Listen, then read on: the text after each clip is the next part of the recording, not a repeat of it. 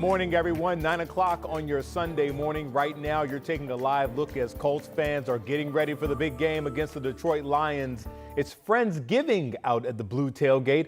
Our Anna Chalker is there right now. We'll be checking in with her in just a bit. Welcome, everyone, to 13 Sunrise, and thanks for starting your day and week with us here on 13 Sunrise. I'm Matthew Foltz alongside Lindsay Monroe. We know it is a big game for the Colts taking on the Lions. It would be nice to get a win today. I do think the schedule gets a little easier after today. It will be a battle. Yeah, Lions are very good this season, 9-1 so far, so this would be huge.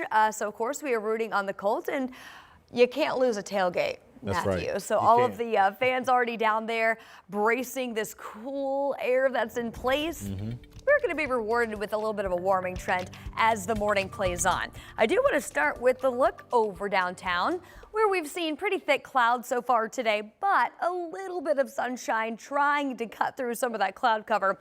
We are eventually going to be headed back to 53 later on this afternoon.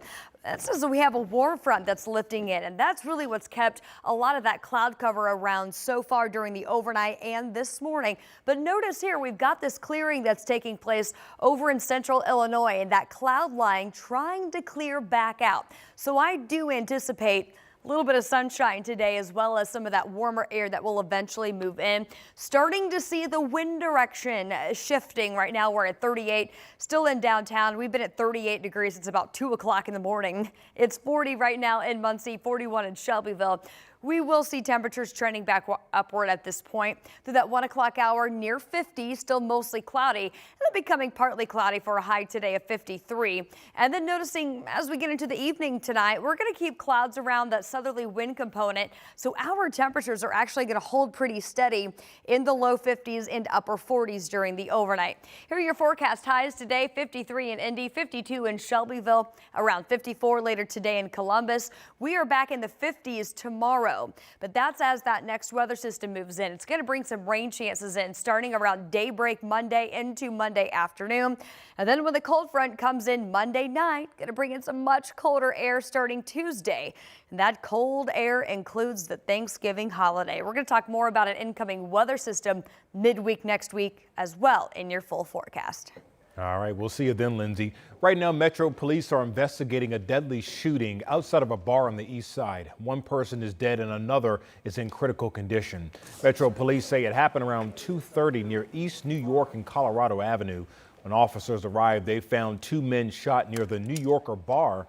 Police tell us they believe this started as some sort of argument inside. Again, we do know a person died at the scene, and at last check, the other person is listed in critical condition.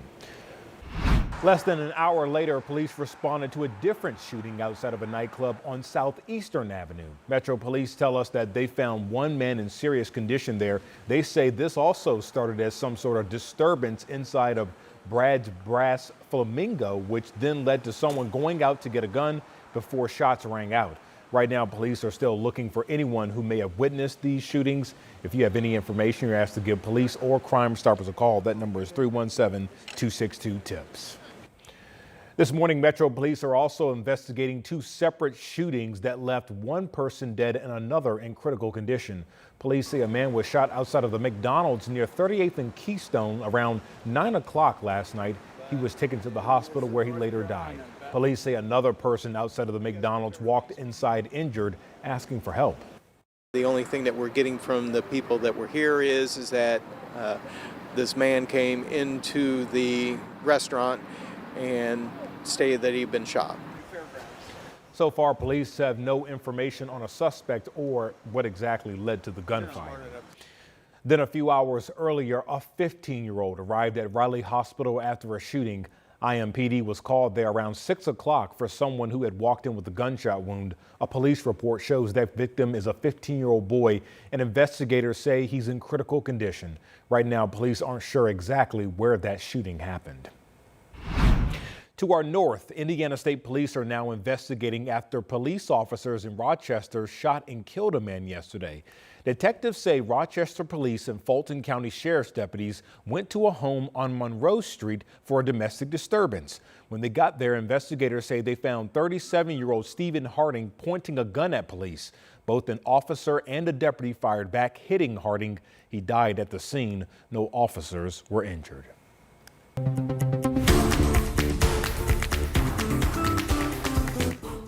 The undefeated season for IU football is over. The Hoosiers fall to Ohio State 38-15, and it will no doubt cause them to tumble in the college football polls. Our Dominic Miranda shows us what went wrong and what's next for IU. Coming into the day on Saturday, IU was looking to make a statement. Its first real test of the season on the road, second-ranked Ohio State, 105,000 strong at Ohio Stadium, an elite college football environment for the Hoosiers to burst onto the scene and beat Ohio State for the first time since 1988. Instead, the Hoosiers, with their first loss of the season, 38-15 at the hands of Ohio State, behind far, far, far too many mistakes. We were down 14-7, fortunate to be only 7. That's how I felt. And all we had to do is get our feet back on the ground and kind of settle the game down a little bit. And that the longer the game went, the pressure then would shift to them if we could stay, within striking distance. But then they had those scores, we just couldn't respond. We didn't handle the noise very well. We just didn't. And they're an excellent football team. And, I didn't think we played our best game today. But I think a big part of that was because of them. It was a game, and then it wasn't. A muffed punt turned into a touchdown to put Ohio State up by 7 before the half. Then a 79-yard punt return touchdown made it 14, and IU couldn't recover. That combined with an offense that struggled mightily to move the ball, giving up 5 Buckeye sacks, gives you a 38-15 loss for the Hoosiers. You got to be close to perfect in order to be a team like this, and we're going to have a chance to play a lot of similar teams like this. And so knowing that we can't have these mistakes and we got to be on our game for the whole game, it's a good learning opportunity. But you got to be able to move on now and not have any more learning opportunities. Does this loss affect IU's hopes at a playoff berth? Curtis Rourke and Kurt Signetti weigh in. We trust ourselves against anybody, and we look forward to hopefully an opportunity to get a rematch at some point. But just knowing that next week is a big game, and we got to go handle Purdue and then move on and take one game at a time. Is that a serious question? I'm not even going to answer that one. The answer's so obvious.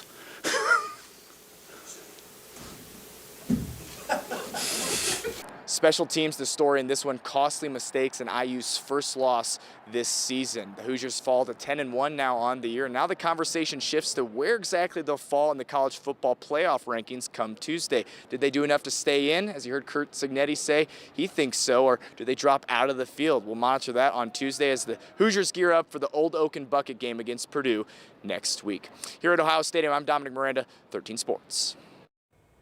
And IU fans packed the bars in downtown Indy during yesterday's game. They tell us they were looking forward to staying undefeated, but that didn't happen. At Kilroy's, a popular bar for Hoosier fans, their excitement at the start of the game faded as the Buckeyes added to the points.